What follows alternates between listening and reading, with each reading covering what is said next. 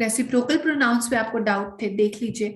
A reciprocal pronoun is used to express a mutual action, ठीक है, आपस में कुछ तो एक्शन चल रहा है, और रिलेशनशिप या फिर कोई रिलेशनशिप होता है।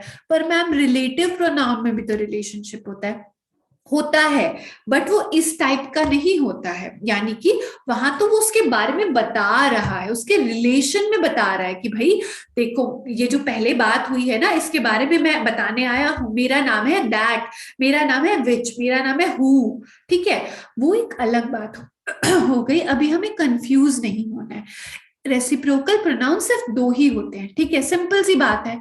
एक तो रेसिप्रोकल वर्ड ही देख लो, ठीक है, और एक ये देख लो ईच अदर, वन अनदर, दो दो शब्द हो गए, ठीक है। तो दो शब्द रेसिप्रोकल हो गए, दो शब्द रेसिप्रोकल हो गए, ठीक है। आपस में एक दूसरे को वो है संबंध बताते रहते हैं, एक दूसरे का रिलेशनशिप बताते रहते हैं, ठीक है बच्चों। मैं देख लेती हूँ आपका कोई डाउट तो नहीं है। आप कोई किसी को डाउट है तो वीडियो में हैंड रेज कर सकता है यहां तक। चलिए ठीक है, देखिए आगे बढ़ते हैं। इसके एग्जांपल्स फटाफट देख लेते हैं। We use reciprocal pronouns when each of two or more subjects is acting in the same way towards the other. ओहो हो, ये क्या कह दिया। फॉर एग्जाम्पल, इसका मतलब सिंपल सी बात है कि सब्जेक्ट एक हो सकता है, जैसे हमने पढ़ा था ना, Anita and I will conduct the meeting, तो मैं और अनीता दोनों सब्जेक्ट थे ना।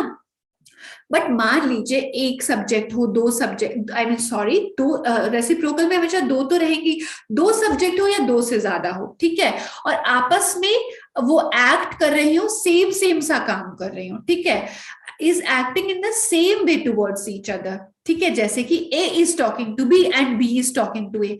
अब ये बोलने में बिल्कुल भी अच्छा फील नहीं दे रहा। अगर मैं ऐसे बोलूं, खूबसूरती के साथ इस बात को बोलूं, A and B are talking to each other, तो कुछ मजा आएगा, ठीक है। A is talking to B and B is talking to A, ऐसे तो केजी का बच्चा बात करता है ना। तो इसके लिए हमने रेसिप्रोकल प्रोनाउन का यूज किया, ठीक है। ए और बी को यहाँ पे ईच अदर ने रिप्लेस कर दिया।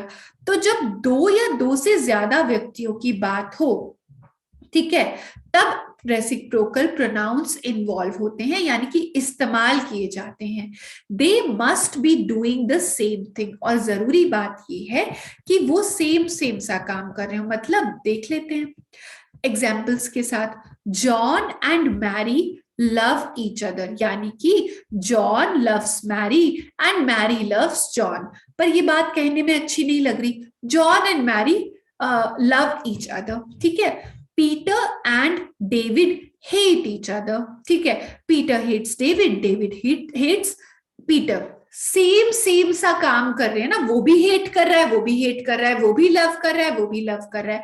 दो है, ईच अदर आ गया, 10 है, वन अनदर आ गया, यानी कि दो से जब भी ज्यादा हुए, सिंपल सा वन अनदर लगा दिया, दो हुए तो ईच अदर लगा दिया। Swaraj and Prithviraj are playing with each other and all of you are playing with one another, क्योंकि आप दो से ज्यादा हैं।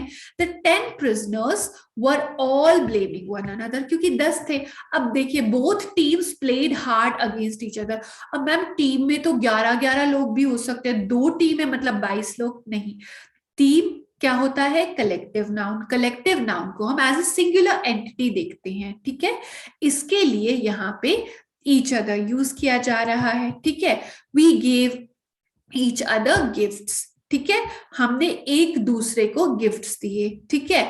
यहाँ पे वन अनदर भी हो सकता था, we gave one another gifts, ठीक है, बट यहाँ पे ईच अदर ही आएगा, ठीक है, क्योंकि यहाँ पे यही चीज एप्रोप्रिएट बैठ रही है।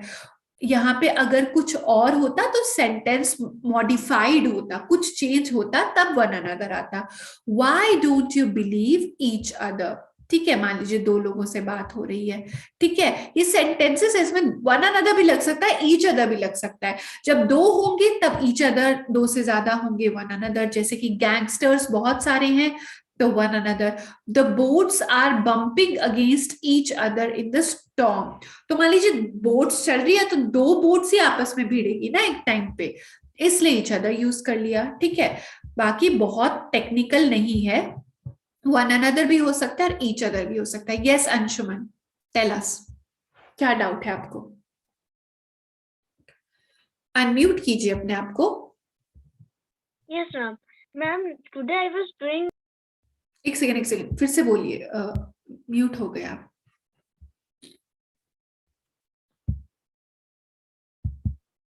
यस, अब कीजिए। यस, टेल अस, बताइए। Ma'am, today I was doing a practice set before the class. So there was a question, ma'am. Yes, The two boys hated and choose the correct pronoun.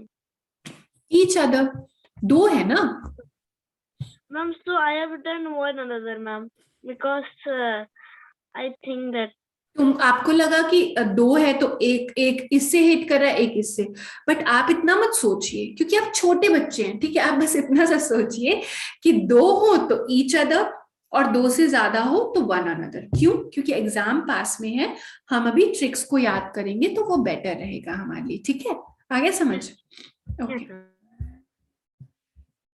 तो ये सब मैंने आपको बता दिया है। आपको गिफ्ट के तौर पे, हमारी तरफ से क्रिसमस गिफ्ट के तौर पे ये एक्सरसाइजेस दी जा रही है, आप अपने हिसाब से कर लीजिएगा, है ना? और अब हम चलते हैं आगे, ठीक है? देखते हैं, ये सब आप कर लीजिएगा, एक्सरसाइजेस है। आपको एकदम बस सिंपल जो मैंने आपको बताया वो लगाइएगा सब जगह। यहाँ पे हो सकता है बच्चों कहीं एक दो जगह मिस्टेक हो जाए, ठीक है? जब पीपीटी बनाते हैं तो बहुत सारी चीजें टाइप करनी पड़ती है तो मिस्टेक हो जाती है, ठीक है? तो कहीं हो सकता है जहां दो दो हो वहां पे वन अनदर लिखा आ जाए, आप उसे गलत समझ लीजिएगा। ईच अदर आएगा जहां पे भी दो होंगे, जैसे Gita and Sita helped each other आएगा, ठीक है? यहाँ पे वन अनदर लिखा है, ठीक है? यहाँ पे एक मिस्टेक है, मोस्टली बाकी जगह नहीं होगी, बट जहां दो लोगों की बात हो वहां पे ईच अदर आएगा, तो ये बात याद रखिएगा, यहाँ पे मिस्टेक है, ठीक है? शानवी, आपको डाउट है? बताइए।